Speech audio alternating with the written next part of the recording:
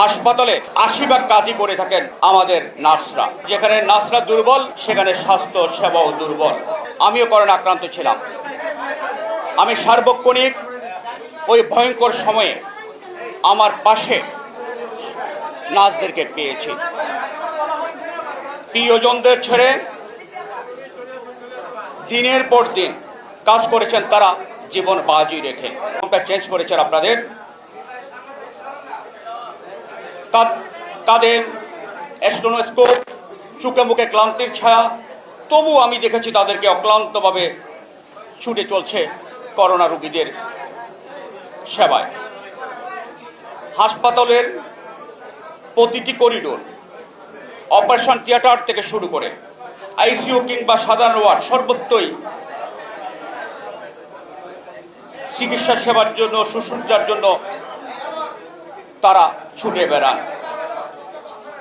রোগীদের জ্বর মেপে দেওয়া, ইঞ্জেকশন দেওয়া, স্যালাইন শেষ হয়েছে কিনা বারবার দেখা, রাত জেগে রোগীদের সেবা, মনোবল চাঙ্গা রাখা, এর সব কিছুই নার্সরাই করে থাকেন। যদি আমরা বলি হাসপাতালে ৮০ ভাগ কাজই করে থাকেন আমাদের নার্সরা, যার কারণে হাসপাতালে আরেকটি নাম আছে, সেই নামটি হচ্ছে নার্সদের বাড়ি। ডাক্তারদের বাড়ি বলা হয় না, হাসপাতালের সেকেন্ড নামটি হচ্ছে নার্সদের বাড়ি। আরেকটু যদি বলি, একটি দেশের স্বাস্থ্য সেবার যে মানদণ্ড, তার ৮০% নার্সিং সেবার মানের উপর নির্ভরশীল।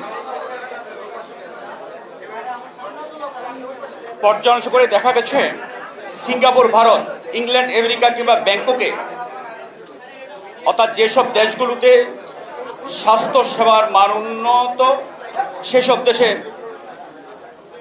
এই যে মান উন্নয়নটা স্বাস্থ্যসেবা, তার পেছনের কারিগর হচ্ছেন নার্সরা। আর যেখানে নার্সরা দুর্বল সেখানে স্বাস্থ্য সেবাও দুর্বল। নার্সদের কাজকে আমি নিছক একটা চাকরি মনে করি না, এটি এক রকমের মানবিক দায়িত্ব। এটা আমাদের নার্সদেরকে মনে রাখতে হবে। আজ একটা কথা না বললেই নয়, যদি নার্সরা স্বাস্থ্য সেবার অন্যতম স্তম্ভ, অন্যতম পিলারে নার্সরা, তবু আমাদের দেশে এখনো তারা প্রাপ্য সম্মান থেকে বঞ্চিত।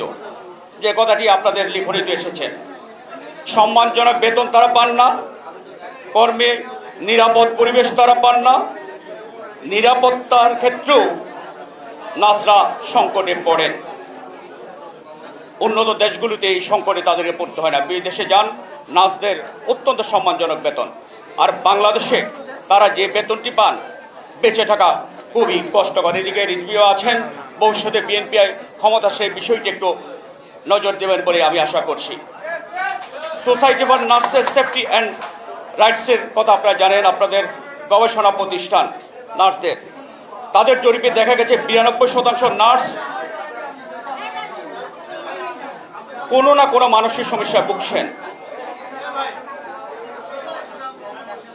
আবার বিশেষ করে বেসরকারি নার্সদের প্রতিষ্ঠানগুলোতে 96% নার্স সম্মানজনক বেতনই পান না, বিশেষ করে বেসরকারি প্রতিষ্ঠানগুলোতে। বিশ্ব স্বাস্থ্য সংস্থার যে সুপারিশ অনুযায়ী বাংলাদেশের চিকিৎসা সেবার জন্য 3,10,500 নার্স থাকার কথা, কিন্তু দুর্ভাগ্যজনক হলো সত্য, বাংলাদেশের নার্স আছেন মাত্র 1,03,551 জন। এতে সেবার অসুবিধা যেমন হচ্ছে, তেমনি 3 জন নার্সের কাছে একজনকে করতে হচ্ছে।